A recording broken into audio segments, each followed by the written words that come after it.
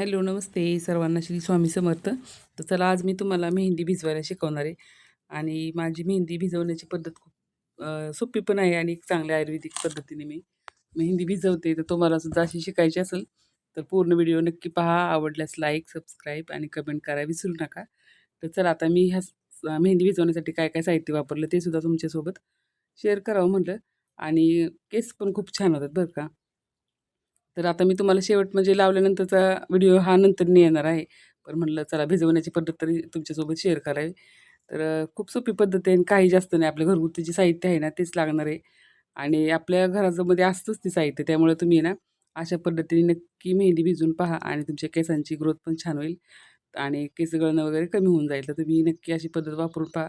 तर लागणारं साहित्य तुमच्यासोबत आता शेअर करते. चला, आणि हा व्हिडिओ कसा वाटला तो पण नक्की कमेंट. तर त्याला लागणारं साहित्य: कलोंजी घेतलेली आहे, कढीपत्ता घेतलेला आहे, मेथीचे दाणे आणि एक बीट आहे आणि कॉफी पावडरचं 1 पाऊच घ्यायचं आहे. जास्वंदीची फुलं आणि पानं घ्यायची आहेत. आणि हे ना मला वाटतं अर्धा किलोच्या आसपास ही मेहंदी पावडर आहे. तुम्ही कुठलीही हर्बलची मेहंदी पावडर वापरायची बरं का, म्हणजे नुसतं पानाची पावडर असेल ती मेहंदीची, दुसरं कुठलंही केमिकल असलेली वापरायची नाही. तर ही खूप छान अशी आयुर्वेदिकच पावडर आहे ह्याची पण, मेहंदीची.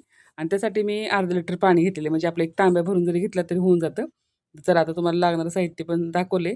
आणि मी आता पाणी गरम होण्यासाठी ठेवणार आहे. आणि तुमच्याकडे जर जास्वंदीची फुलं जास्त असेल तर तुम्ही जास्त पण फुलं घालायची बरं का. म्हणजे पूर्ण छान असा अर्क होऊन द्यायचं आहे. तर पाणी गरम होईस्तोपर्यंत आता तुम्हाला ह्यासाठी, हे जर मेहंदी आपण केसांना लावली तर केस गळती वगैरे कमी होऊन जाते आणि छान अशी आपली केस जाड पण होतात.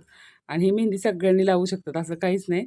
केस पांढरी झाल्यावरच लावायची. ज्यांची अशी काळी केस आहेत त्यांनी सुद्धा लावली तर छान असा नैसर्गिक कलर येतो केसांना आणि छान पण दिसतात केस. आणि जे डॅन्ड्रफ वगैरे असेल, कोंडा असेल, तो कोंडासुद्धा कमी होण्यास मदत होते. तर तुम्ही नक्कीच ही ट्रिक वापरा आणि अशी मेहंदी जर तुम्ही भिजवली तर नेहमी तर आपण फक्त पाणी घालूनच भिजवतो. फक्त आपलं जे आपल्या परिसरात जे जवळ असतं आयुर्वेदिक, ते आपण विसरून जातो. आणि अशा पद्धतीने जर तुम्ही मेहंदी भिजवली तर केससुद्धा खूप छान होणार आहे. तर फक्त आपल्याला कॉफी पावडर आपल्याला शेवट घालायची. बाकीचं सगळं साहित्य, पानं, फुलं आणि जी मेथीची दाणे, कलोंजी, ते सगळं आपल्याला आता एक-एक करून घालून घ्यायचे. आणि माझ्याकडे काय झालं, बीट खूप दिवस झाले फ्रिजमध्ये थोडंसं शिल्लक राहिलं होतं. कट करून ठेवलं होतं. तर ते ठेवल्यामुळं सुकलेलं आहे बरं का. तर मी कट करून पाहत होते, पण काय ते कट होत नव्हतं, कारण तो खूप थंड होतं. तर म्हटलं जाऊ द्या, आता पाण्यात तर कलर ह्याचा उतरणारच आहे आणि सॉफ्ट झाल्यानंतर आपण कट करून ठेवलं तरी चालते. तर तुम्ही जर फ्रेश असेल तुमच्याकडं बीट तर तुम्ही ते नक्की वापरायचे. तर तुम्ही ह्या पद्धतीने ना बीट पण टाकून घ्यायचं आताच, म्हणजे केसांना कसं कलरसुद्धा खूप छान येतो आणि नॅचरली ना कलर असा ब्राऊन कलर येतो केसांना. तर तुम्ही अशा पद्धतीने ना कलर होण्यासाठी असं साहित्य वापरून पहा. खूप छान कलर येतो बरं का. आणि कॉफी पावडर फक्त आपल्याला पाण्यात घालायची नाही, हे लक्षात ठेवा. कसं होतं, कॉफी उकळल्यानंतर घातल्यानंतर त्याचं काय जे म्हणजे नैसर्गिक पद्धतीने जे असतं ते कमी होऊ शकतं म्हणून ना. तर मी कॉफी पावडर नंतरनी घालणार आहे. म्हणजे हे पाण्यात पूर्ण उकळून द्यायचं आहे आपल्याला. आणि ह्याचं जर तुम्ही जास्त आटवलं तर जेलीसारखं होतं. आणि सिरम म्हणून सुद्धा तुम्ही केसांना वापरू शकता. जर तुम्हाला मेहंदीत नसेल घालायचं तर सिरम म्हणून जर तुम्ही असं ही बॉटल तयार करून ठेवायची फ्रीजमध्ये. आणि एक असा स्प्रे मिळतो का नाही, त्या स्प्रेनी आहे ना केसांना लावून घ्यायचे, केस धुण्या अगोदर 1 तासभर.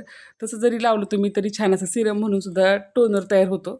तर तुम्ही ना हे पाण्याचा वापर खूप छान होतो. जरी मेहंदीतून पाणी शिल्लक राहिलं समजा तुमची मेहंदी भिजून, तरी ते पाणी वेस्ट जाणार नाही. हे पाण्याचा वापर परत तुम्ही करू शकताय. फक्त आहे ना केस धुण्याच्या अगोदर 1 तासभर अगोदर लावून ठेवा. तुमची केस गळती खरंच खूप कमी होऊन जाईल. आणि केसाची काळजी घेतली तर अजूनच आपल्याला त्याचे अनेक फायदे होतात आणि केस पण आपली छान राहतात. आपल्या मुलींना तर आत्ताच सुरुवात केली तुम्ही, ते केस चांगली राहण्यास मदत होईल. तर तुम्ही केसांसाठी टोनर म्हणून सुद्धा उपयोग करू शकता. तर मी आता हे पूर्ण उकळून झालेलं आहे बरं का. मी 2-3 वेळा येऊनमध्ये आधी चेक करत होते कसं झालेलं आहे. आणि आता केस धुवून घेतल्यात बरं का, मेहंदी लावायची म्हणून. आदल्या दिवशी आपल्याला केस छान असे धुवून घ्यायचे स्वच्छ. आता माझे केस कमी झालेले, मी कट कट केलते मध्ये, त्यामुळे जरा थोडेसे केस कमी आहेत. तर अर्धा किलोचं जर पाऊच असेल तर बरोबर पुरून जातं. आता फुगल्यानंतर जास्त होतं आणि मोठ्या केसांसाठी तर अर्धा किलोचं पाऊच लागतंच लागतं. आणि केसांना खरंच कलर नॅचरली छान पण येतो आणि केस गळणं वगैरे कमी होऊन जातं. तर आता केस मी धुतले आहेत बघा, केस वल्लीच आहेत माझे अजून पण. आणि केस गळती कमी होऊन जाते. तर आता आहे ना केस धुवून झाल्यानंतर आपल्याला मेहंदी अप्लाय करायची. नाहीतर तेल जर असेल तर तुमच्या केसांना कलर हा काही चढणार नाही.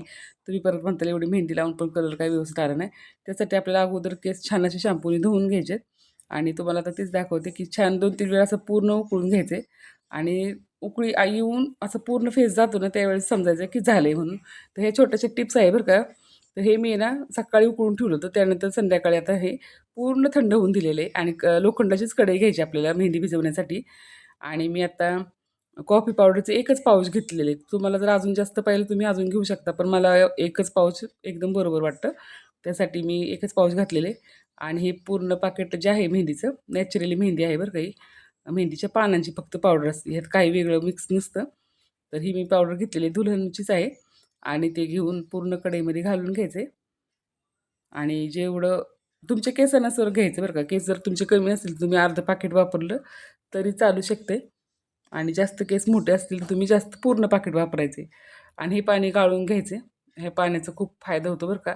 जर शिल्लक राहिलेच पाणी तर टोनर म्हणून पण उपयोग करू शकता. ह्यात तुम्ही शॅम्पू मिक्स करून सुद्धा केस धुवू शकता. तर थंड झाल्यानंतर बघा तुम्हाला दाखवते जेलीप्रमाणे पण होतं. अजून थोडं जर आठवलं तर सेम जेलीसारखंच होतं ते. तर छान असं घट्ट झालं होतं तेल. तेलासारखंच म्हणजे असं वाटत होतं.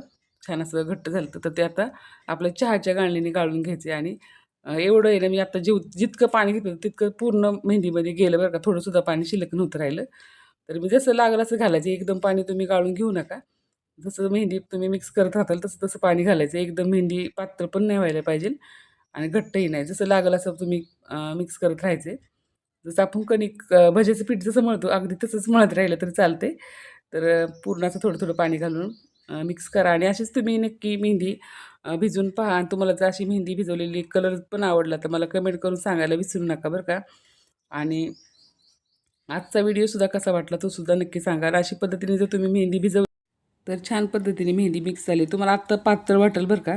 पण नंतर जसं मेहंदी फुगत जाते तशी फुगून ती घट्ट होते. तर इतकं शिल्लक थोडंसं पाणी राहिलेलं आहे आणि ह्या पाण्याचा टोनर म्हणून उपयोग करायचा आहे. तर मी आता काय केलेलं आहे घरी मेहंदी लावलीच नाही बरं का. मी पार्लरमध्ये गेलते तर पार्लरमध्येच मेहंदी लावली.